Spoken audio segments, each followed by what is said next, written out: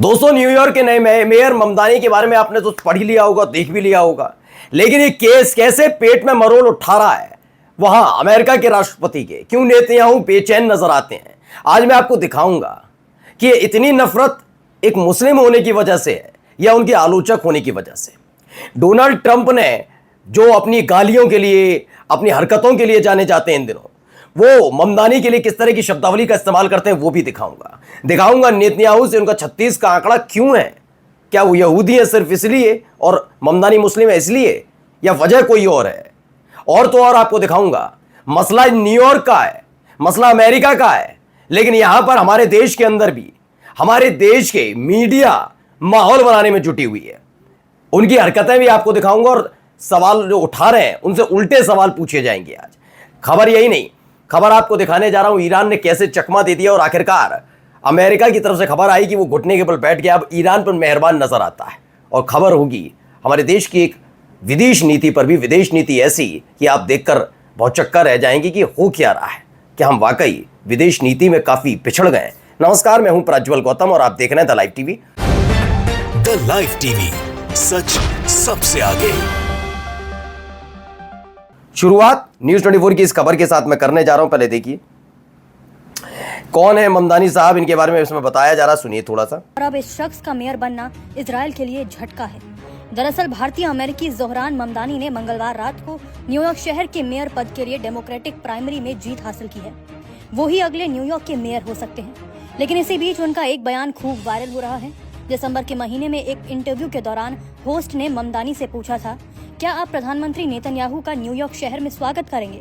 इस सवाल के जवाब में 33 साल के ममदानी ने कहा, नहीं, एक मेयर के रूप में हम नेतन्याहू को अरेस्ट कर लेंगे, न्यूयॉर्क सिटी ममदानी को अरेस्ट कर लेगी। दरअसल ये क्यों है, अब मैं आपको समझा देता हूं। पहले तो आप ये समझिए, ईरान इजराइल के बीच चल रहे संघर्ष में इजराइल की हार हुई है, हर कोई जानता है, दुनिया जानती है, अमेरिका मान रहा है, खुद इजरायली मान रहा है, लेकिन हमारे देश की मीडिया ये मानने के लिए तैयार नहीं। अभी मैंने थोड़ी देर पहले गौरव आर्य का दिखाया भी, जो अपने आप को मेजर बताते हैं और तमाम तरह की ऊटपटांग हरकतें करने के लिए जाने जाते हैं। उन्होंने बताया कि ईरान कैसे कर रहा था, जबकि पूरी दुनिया जानती है फिर भी। दरअसल ये चीज़ सिर्फ और सिर्फ इस बात पर स्टैंडर्ड करती है कि क्या आप इतिहास के साथ न्याय करते हैं या फिर एक धर्म विशेष के खिलाफ आपको दिक्कत है, इसीलिए आप बोल रहे हैं। अब ममदानी ने जो कहा, पहले तो मैं नेतन्याहू के साथ ऐसा क्यों है मैं बता दूं। कोई ममदानी ने ऐसा बयान नहीं दे डाला है जैसे नेतन्याहू के खिलाफ देखा जाए, बल्कि सबसे पहले ये देखना चाहिए कि नेतन्याहू ने ऐसा क्या किया था जिसकी वजह से उन्हें अरेस्ट करने की बात न्यूयॉर्क के ये नए मेयर, होने वाले मेयर कर रहे हैं। दरअसल आपको मालूम है कि पहले से ही नेतन्याहू और उनके कैबिनेट मिनिस्टर दोनों वॉर क्रिमिनल घोषित किया जा चुके हैं, वारंट जारी है उनके नाम पर। तो इस लिहाज से उनकी गिरफ्तारी क्यों नहीं बननी चाहिए, ये सवाल है। बिल्कुल सही जवाब दिया उन्होंने कि अंतर्राष्ट्रीय नियमों के तहत वो एक अब युद्ध अपराधी हैं और युद्ध अपराधी होने के नाते उनके नाम वारंट है तो गिरफ्तारी होगी, ये स्पष्ट बात कही, तो उसमें कुछ गलत तो नहीं है। अमेरिका के साथ भी उनका 36 का आंकड़ा क्यों है, जरा पहले मैं आपको थोड़ा विस्तार में समझा देता हूं। ये ममदानी साहब है, इन ममदानी साहब के देखिए मोदी के साथ संबंध कैसे हैं। भारतीय मूल के अमेरिकी राजनेता पूर्व पीएम नरेंद्र मोदी को खुलकर वॉर क्रिमिनल कहते रहे। उन्होंने गुजरात दंगों में मोदी की भूमिका को लेकर तीखी निंदा की। एक बार उन्होंने कहा था कि यदि मोदी न्यूयॉर्क आए और मेडिसन स्क्वायर गार्डन में रैली करें तो वे उनके साथ किसी प्रेस कॉन्फ्रेंस में शामिल नहीं होंगे। उनके इस बयान के बाद भारतीय समुदाय के कुछ लोगों ने उनकी आलोचना की थी। अब आइए नेतन्याहू के साथ क्या है। ममदानी ने इजराइल के पीएम बेंजामिन नेतन्याहू की भी कड़ी आलोचना की। उन्होंने कहा कि अगर नेतन्याहू न्यूयॉर्क आए और मेयर बनते हैं तो उन्हें NYPD से गिरफ्तारी की बात तक कही है। उन्होंने मोदीनुमा कई कड़े शब्दों में दोनों नेताओं पर समान कठोर आरोप लगाया। क्या है, ममदानी मोदी और नेतन्याहू दोनों को युद्ध अपराधी मानते हैं, जैसा कि उनका ये सार्वजनिक स्पष्ट वो बात कह चुके हैं। कई सारी चीज़ें इसमें हो चुकी हैं, बयान चल चुके हैं, देखा जा चुका है, तमाम चीज़ें। चलिए अब आ जाइए, इनके थोड़े बारे में बता देता हूं ममदानी को लेकर दिक्कत क्यों पैदा हो रही है। पहले तो इन्हें पढ़िए, न्यूयॉर्क में मेयर की चेयर पर भारत और हिंदू विरोधी ममदानी है। अंजना ओम कश्यप आज तक पर एक कार्यक्रम करती हैं, ब्लैक एंड व्हाइट। जब से सुधीर चौधरी DD न्यूज गए तब से यहां पर ये करती हैं, तो इन्होंने इन्हें साबित कर दिया। चलिए इनकी कहानियां भी आपको बताता हूं, ये मैडम क्यों ऐसा कर रही हैं, क्या बयान देती हैं, क्यों विरोध करती हैं और उस विरोध में कितने विरोधाभास इन्हीं के साथ उठ खड़े होते हैं। एक एक करके इस पर बात करेंगे। देखिए यहां पर अपने कार्यक्रम में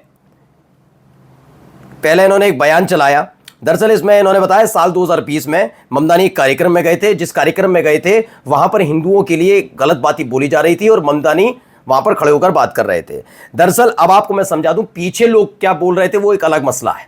इन्होंने कहा विरोध क्यों नहीं किया, इन्होंने सिर्फ इतनी बात उठाई कि विरोध क्यों नहीं किया गया।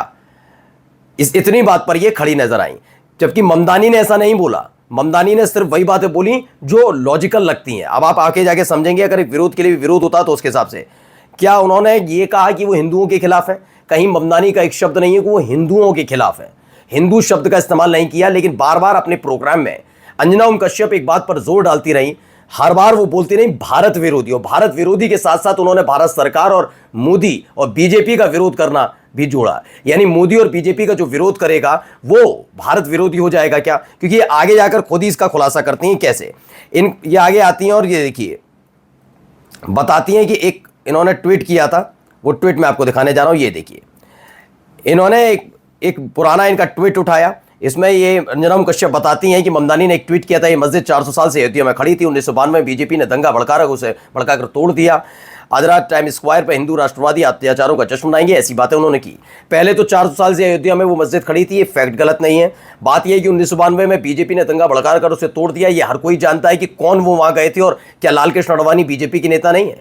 क्या उमा भारती नहीं है? क्या जितने भी नेता थे वीएचपी और बीजेपी से संबंध नहीं रखते थे? क्या कांग्रेस है किसी और पार्टी का गया था? ये स्पष्ट अंजना ओम कश्यप को भी अपने प्रोग्राम में करना चाहिए कि उन पर आरोप था नहीं था। ठीक है, अब टाइम स्क्वायर पे हिंदू राष्ट्रवादी अत्याचारों का जश्न मनाएंगे, ये अमूमन ये बातें हमारे देश में भी कही जाती रही हैं जब जब अयोध्या का जिक्र या फिर बाबरी मस्जिद का जिक्र हुआ है। तो मैडम यहां पर पहली चीज में, पहले ही ट्वीट में कैसे जबरदस्ती ममदानी को भारत विरोधी घोषित करने में तुली हुई थी, जबकि एक बहुत बड़ी घटना है। अगर हम इस घटना को पूरा देखें, अयोध्या वाला मसला, तो इस पर हल्के तरीके से बात नहीं करनी चाहिए, पूरी स्पष्ट बात बतानी चाहिए।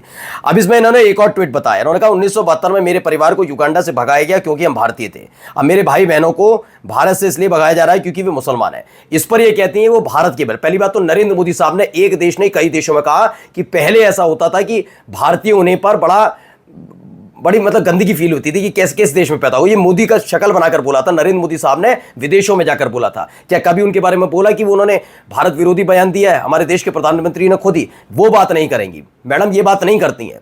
जब उन्होंने कहा कि क्या गिरिराज सिंह का ये बयान नहीं है खास तौर पर कि पाकिस्तान भेज देंगे, हम व्यवस्था करा देंगे, चले जाओ बाकर, बीजेपी कौन से नेता, कौन सी पार्टी से जुड़े हुए नेता इस बात का जिक्र करते हैं मुसलमानों से बार बार कि वो पाकिस्तान भेज देंगे सबको, पाकिस्तान चले जाओ? कौन कहता है? कोई और पार्टी का नेता कहता है या बीजेपी के नेता कहते हैं? तो मैडम की एक एक बात खुलती है। ममदानी ने वही बातें कही हैं और इनको टूल किट बताया जा रहा है। मतलब जब कोई, मेरे को एक भारत की दक्षिणपंथी सरकार भारतीय मुसलमानों पर हिंसा कर रही है, क्या बीजेपी के नेता ये खुलकर कहते नहीं है, करते नहीं है? क्या ऐसे बयान निकल कर नहीं आते? मैंने कहा ना, कहीं अपने इस पूरे शो में अंजना ओम कश्यप साबित नहीं कर पाई कि वो भारत विरोधी बयान है। बीजेपी का विरोध करना या मोदी का विरोध करने को इन्होंने भारत विरोधी बयान में तब्दील कर दिया अपने पूरे शो में। अब आइए, न्यूयॉर्क के स्टैच्यू ऑफ लिबर्टी को बुर्के से ढका हुआ फोटो अमेरिका में वायरल हो रहा है। जौहर ममदानी डेमोक्रेटिक पार्टी से न्यूयॉर्क से मेयर का चुनाव लड़ रहे हैं। उनके जीत के चांस ज्यादा हैं, जिससे उनके विरोधी जीत पचा नहीं पा रहे। एक्स पर रिपब्लिकन पार्टी के समर्थक कह रहे हैं कि न्यूयॉर्क में ममदानी जीत जाएगा तो इस्लामिक कल्चर आ जाएगा। राष्ट्रपति ट्रंप ने जोरान ममदानी को 100% रेडिकल कम्युनिस्ट पागल कहा था। सोचिए, ट्रंप क्या गाली गलौज करने वाला एक नेता, और ऐसे ही नेताओं की विचारधारा से कुछ लोग ज्यादा प्रभावित भी होते हैं। दैनिक भास्कर, भारतीय मूल के जोरान ममदानी अमेरिकी मेयर रेस में आगे हैं। फिल्ममेकर मीना नायर के बेटे हैं। मीरा नायर के चुनाव जीते तो न्यूयॉर्क के पहले मुस्लिम मेयर बनेंगे। लेकिन चूंकि ममदानी साहब हैं तो भैया दिक्कत होगी। अगर अभी कोई और होता, जैसे ऋषि सुनक से तो पूरा संबंध जोड़ लिए थे, सबसे संबंध जोड़ रखे हैं। आइए, ईरान पर मेहरबान हुए ट्रंप, 2.57 लाख करोड़ देने का ऑफर दे दिया है। ईरान को खोलकर अब मेहरबानी नजर आ रही है। ये मेहरबानी क्यों है अब जानते हैं, क्योंकि ट्रंप समझ गए हैं कि हालत खस्ता कर दी ईरान ने। एक और आज तक खबर, कोलांग गजला ना नतांज ना फोर्डो, यूएस इजराइल को चकमा देते हुए ईरान ने बना लिया नया सीक्रेट न्यूक्लियर अड्डा। ये एक और बड़ी खबर निकल कर आई कि न्यूक्लियर अड्डा बन चुका है। ये बड़ा झटका अमेरिका के लिए है। अमेरिका बार बार दावा कर रहा है, इजराइल बार बार दावा कर रहा है कि उन्होंने न्यूक्लियर फैसिलिटी को बर्बाद कर दिया, लेकिन ऐसा होता हुआ नजर नहीं आता। अब देखिए, ईरान के पास 2028 तक होंगी 10,000 खतरनाक मिसाइल है। इजरायली आर्मी की खुफिया रिपोर्ट से खुलासा हुआ और टेंशन में नेतन्याहू आ गए कि जिस उम्मीद के साथ ये पूरा युद्ध शुरू किया गया, एक तो फजीयत हो गई, ऊपर से और ताकत बढ़ने जा रही है ईरान की।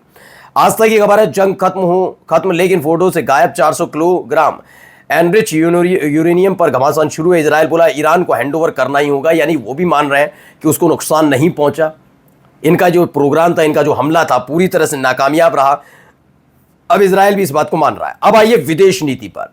आज तक खबर, एक मित्र के रूप में भारत से युद्ध में चीन ने सैटेलाइट से की थी मदद, पाकिस्तान का कबूलनामा।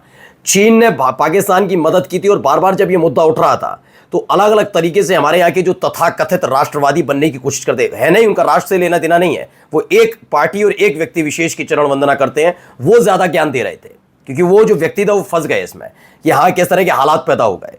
अब आइए, पहले उड़ा दिया फोटो, अब ईरान को $30 अरब देने की तैयारी में अमेरिका। डोनाल्ड ट्रंप के दिमाग में क्या चल रहा है, ये सारी चीजें आप समझिए कि कैसे अमेरिका के इर्द गिर्द रहकर कई देश बर्बाद हुए हैं, ये अब भी समझने की जरूरत है। समझिए, ये जो जबरदस्ती राष्ट्रवाद के नाम पर मुसलमानों का विरोध चल रहा है ना, इसको उतार फेंकिए क्योंकि अंतर्राष्ट्रीय स्तर पर ये सब चीजें नहीं चलती। लेकिन समझाए कौन?